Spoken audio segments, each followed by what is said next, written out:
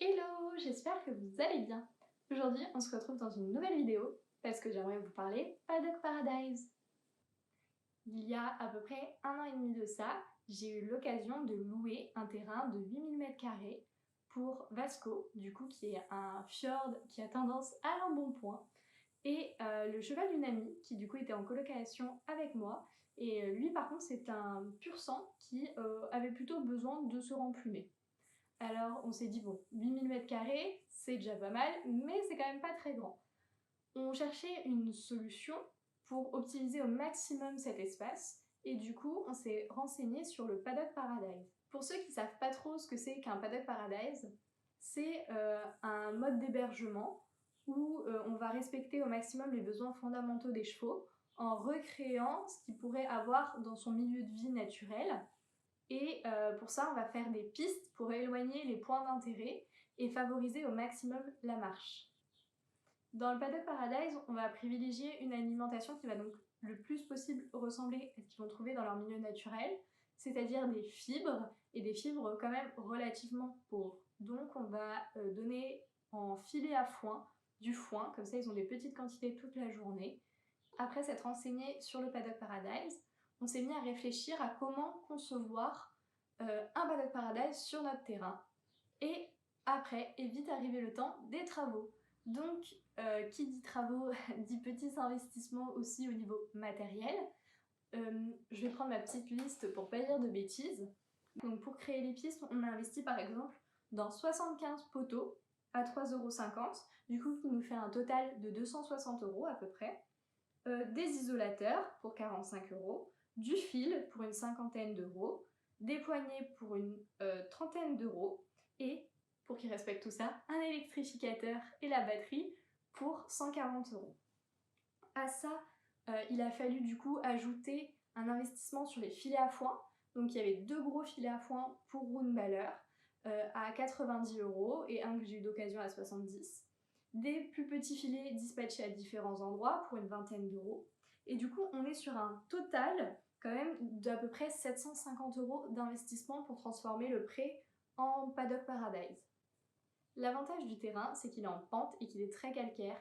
Donc on n'a pas eu la grosse partie de l'investissement qui est normalement de stabiliser les pistes dans un Paddock Paradise.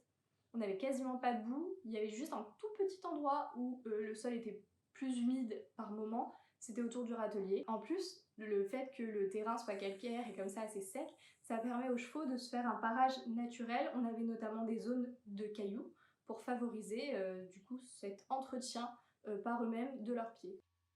Et maintenant, place à la visite. Je vais vous présenter le Paddock Paradise. En arrivant, on a une aire de pansage avec notre sellerie et une autre petite cabane qui pour l'instant ne sert plus, mais elle est là parce qu'avant il y avait des chats.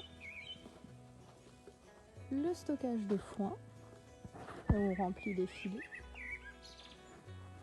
Et on va commencer la visite par ici. Voilà.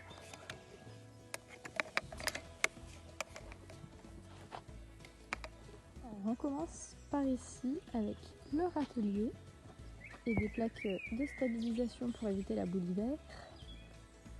Sur le côté, nous avons leur abri.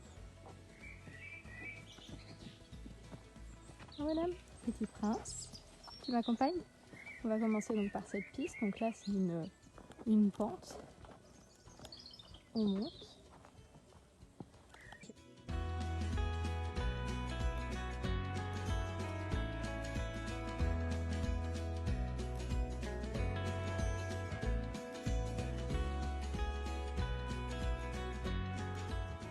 Le ronde-longe.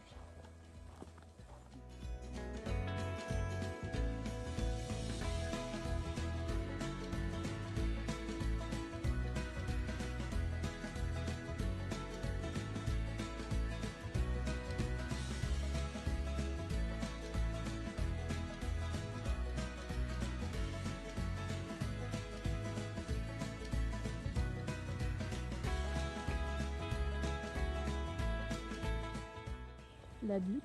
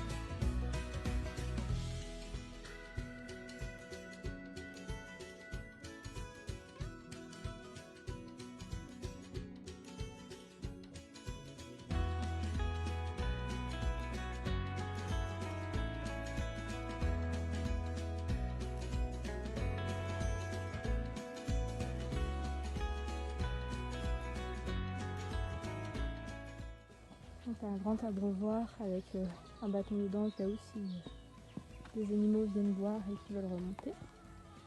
Des petits poissons avec leur abri, ils vont aller se cacher.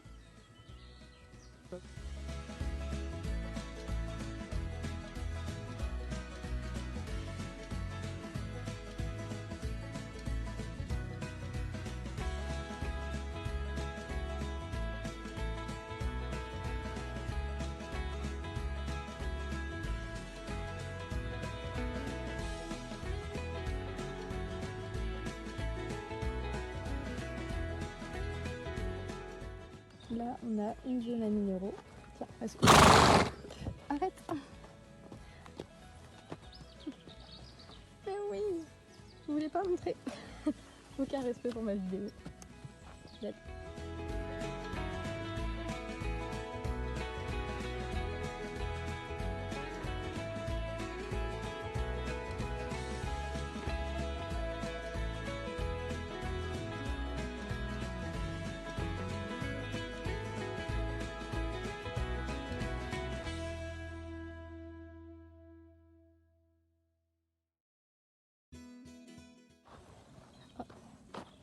Il y a le faisan qui est juste là. Je sais pas si la poule faisane est dans le coin aussi. Oh bah non, elle l'appelle.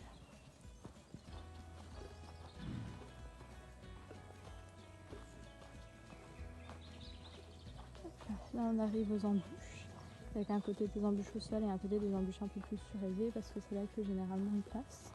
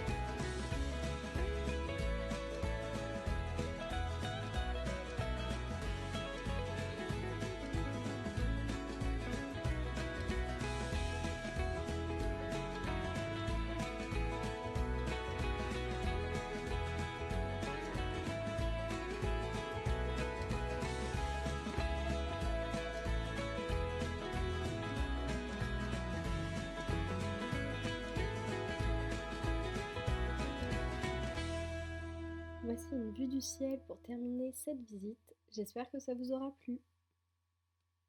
Un an après, j'aimerais faire un petit peu une petite analyse comme ça.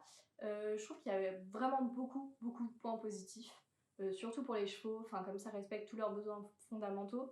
Ça se ressent beaucoup moralement, vraiment ils sont bien dans leur tête, bien dans leurs pieds, c'est vraiment extra.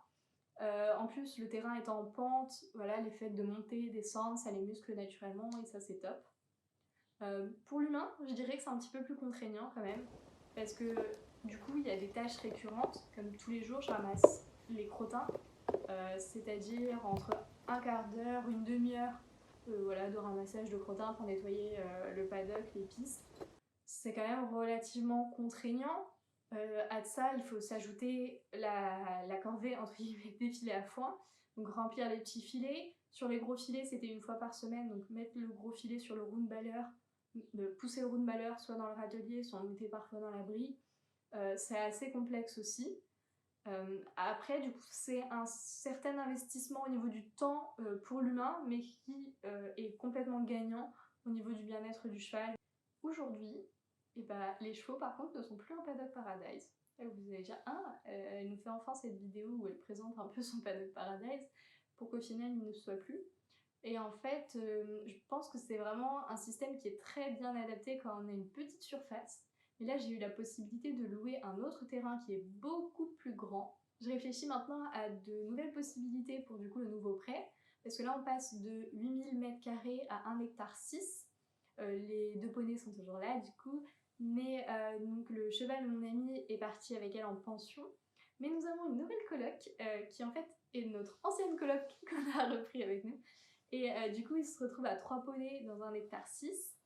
Voilà, on cherche du coup le moyen d'optimiser au maximum pour faire en sorte que l'herbe soit toujours présente et toujours assez haute pour éviter qu'elle soit trop riche, vu qu'on a 3 poneys plutôt bien portants. Donc voilà, c'est la nouvelle problématique. N'hésitez pas à me dire d'ailleurs si vous avez des idées de comment faire. Donc là, on regarde notamment pour s'enseigner sur le pâturage tournant, le pâturage au fil, tous les nouveaux types, on va dire, de gestion de pâture qui portent leurs fruits et qui montrent que ça fonctionne. J'espère que cette vidéo vous aura plu, que vous aurez eu quelques petites informations du coup sur le Paddock Paradise. Et je vous dis à bientôt dans une nouvelle vidéo. Salut!